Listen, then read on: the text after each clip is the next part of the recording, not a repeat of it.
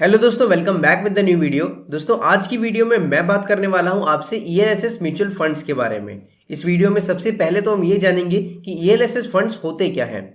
उसके बाद में आपको बताऊंगा कि ईएलएसएस फंड में इन्वेस्ट करने से आपके क्या फायदे होते हैं, साथ में क्या नुकसान होते हैं। वैसे कुछ नुकसान होता नहीं है, बस कुछ लिमिटेशंस होती हैं, तो उन लिमिटेशंस के बारे में जानकारी लेंगे। उसके बाद में मैं आपको अपना खुद का ईएलएसएस इन्वेस्टमेंट का रिकॉर्ड दिखाऊंगा, यानी कि किस ईएलएसएस फंड में मैं इन्वेस्ट करता हूं एंड कब से इन्वेस्ट कर रहा हूं एंड वहां पर मुझे कितना रिटर्न मिल रहा है। तो चलिए बिना किसी देरी के वीडियो को शुरू करते हैं। बट उसके पहले आपसे एक रिक्वेस्ट है कि वीडियो अच्छी लगे तो प्लीज वीडियो को लाइक करना, चैनल पे नए हो चैनल को सब्सक्राइब करना, बेल आइकन को जरूर दबाना ताकि आपको लेटेस्ट वीडियोस की नोटिफिकेशंस मिलती रहे।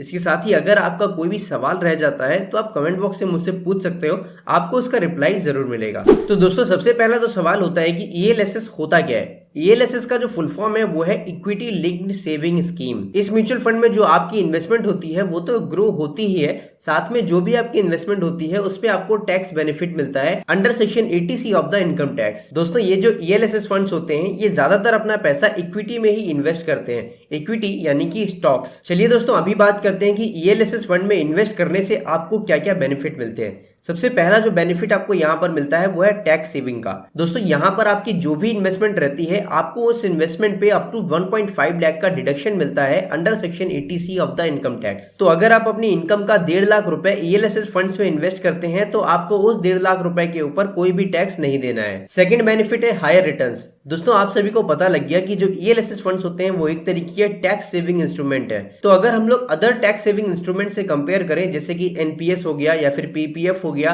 तो अगर हम लोग उन अदर टैक्स सेविंग इंस्ट्रूमेंट से कंपेयर करें तो इस टैक्स सेविंग इंस्ट्रूमेंट में हमको हायर रिटर्न्स मिलते हैं as compared to those tax saving instrument. अगर आप पीपीएफ में इन्वेस्ट करते हैं तो वहां पर आपको 7 से 8% तक का रिटर्न मिलता है। अगर आप एनपीएस में इन्वेस्ट करते हैं तो वहां पर आपको 8 से 9% तक का रिटर्न मिलता है। लेकिन अगर मैं ईएलएसएस फंड्स की बात करूं तो यहाँ पर आपको 12 से 15% तक के रिटर्न्स मिल सकते हैं। चलिए अभी बात करते हैं हम लोग लिमिटेशंस ऑफ ईएलएसएस की। दोस्तों, अगर आप ईएलएसएस फंड्स में इन्वेस्ट कर रहे हैं तो 2 लिमिटेशंस आपको यहाँ पर फेस करने पड़ सकते हैं। सबसे पहला और सबसे मेजर जो लिमिटेशन है यहाँ पर वो है लॉक इन पीरियड का। दोस्तों, आपको बता दूं कि आप जो भी पैसा ईएलएसएस फंड में इन्वेस्ट करते हैं वो पैसा आपका आने वाले 3 साल तक लॉक रहता है, यानी कि अगले 3 साल तक आप उस पैसे को विड्रॉ नहीं कर सकते हैं। तो ईएलएसएस फंड्स में आपको 3 ईयर का लॉक इन पीरियड फेस करना होता है। दूसरा जो लिमिटेशन है यहाँ पर वो है रिटर्न्स आर नॉट फिक्स्ड। जैसा कि दोस्तों आपको पता है कि ईएलएसएस फंड में भी आप जो इन्वेस्ट करते हैं वो पैसा आपका इक्विटी में ही लगाया जाता है, यानी कि स्टॉक्स में ही लगाया जाता है। तो ऐसा कोई जरूरी तो होता नहीं है कि स्टॉक्स हमेशा ऊपर भाग रहे हो। कुछ साल ऐसे भी जाते हैं जब स्टॉक मार्केट बिल्कुल भी रिटर्न नहीं दिखाता है, यानी कि पूरा साइडवेज रहता है। लेकिन हो सकता है कि अगले साल में जो स्टॉक मार्केट है वो करीबन 20 से 40% ऊपर भाग जाए,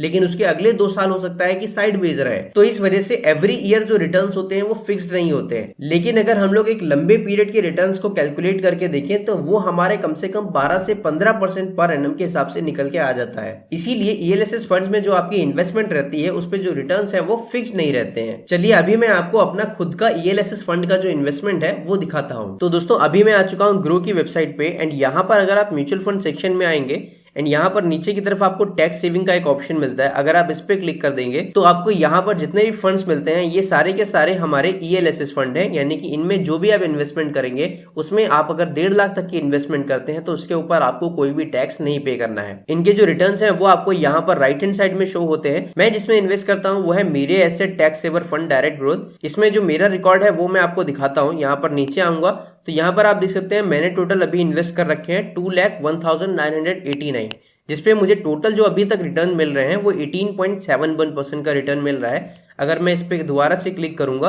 तो इसमें मैंने कब इन्वेस्ट किया है, कितना इन्वेस्ट किया है, वो सारी ट्रांजेक्शन हिस्ट्री आ जाती है। यहाँ पर आप देख सकते हो सबसे पहली इन्वेस्टमेंट जो मैंने यहाँ पर करी है वो 3 जनवरी 2022 को करी है, उसके बाद 4 फरवरी एंड उसके बाद 30 मार्च। तो फाइनेंशियल ईयर 21-22 में मैंने करीबन 1 लाख रुपए इस म्यूचुअल फंड में इन्वेस्ट किए हैं। तो इस 1 लाख रुपए की इन्वेस्टमेंट के ऊपर मुझे कोई भी इनकम टैक्स नहीं देना पड़ा। इसके बाद मैंने 17 मई 2022 को इन्वेस्ट किया, फिर 27 दिसंबर 2022 को एंड फिर 27 जनवरी 2023 को, 23 फरवरी 2023 को एंड फिर 16 मार्च 2023 को। ये जो मेरी इन्वेस्टमेंट है ये फाइनेंशियल ईयर 22 से 23 तक की इन्वेस्टमेंट है। ये भी करीबन 1 लाख की इन्वेस्टमेंट है। तो इस 1 लाख रुपए की इन्वेस्टमेंट के ऊपर मुझे कोई भी टैक्स नहीं पे करना पड़ा इन फाइनेंशियल ईयर 2022 टू 2023। तो यहाँ पर जो मेरी अभी टोटल इन्वेस्टमेंट है वो आप देख सकते हो 2,01,990 रुपए है। एंड यहाँ पर अभी जो मुझे टोटल रिटर्न मिल रहे हैं वो 18.71% के मिल रहे हैं, जो कि है करीबन 37,791 रुपीज। दोस्तों अभी मैं इसमें रिडीम करना चाहूँ तो रिडीम नहीं कर पाऊंगा, क्योंकि यहाँ पर जो मेरी सबसे पहले इन्वेस्टमेंट थी उसको भी अभी 3 साल नहीं हुए। तो जैसा कि मैंने बताया कि इन्वेस्टमेंट जो होती है यहाँ पर वो 3 साल के लिए लॉक इन रहती है, यानी कि आप उसको विड्रॉ नहीं कर सकते। उसका प्रूफ मैं आपको दिखा देता हूँ। यहाँ पर रिडीम का ऑप्शन तो मुझे दे रहा है। अगर मैं रिडीम के ऊपर क्लिक कर दूंगा तो आप देख सकते हो राइट हैंड साइड में लिख के आ जाता है redeem not allowed, ELSS redemption not allowed before lock in period. Lock in period for this scheme is 3 year. साफ साफ लिखा हुआ है कि इस स्कीम का जो लॉक इन पीरियड होता है वो 3 साल का होता है।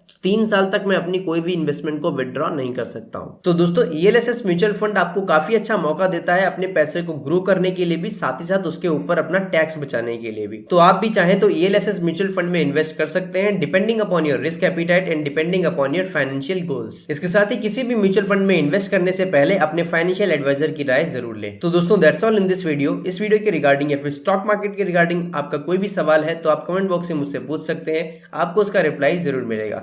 जाते जाते वीडियो को लाइक करना, चैनल पे नए हो चैनल को सब्सक्राइब करना, बेल आइकन को जरूर दबाना ताकि आपको लेटेस्ट वीडियोस की नोटिफिकेशंस मिलती रहे। मिलेंगे एक और नई वीडियो के साथ, तब तक के लिए जय हिंद, जय भारत।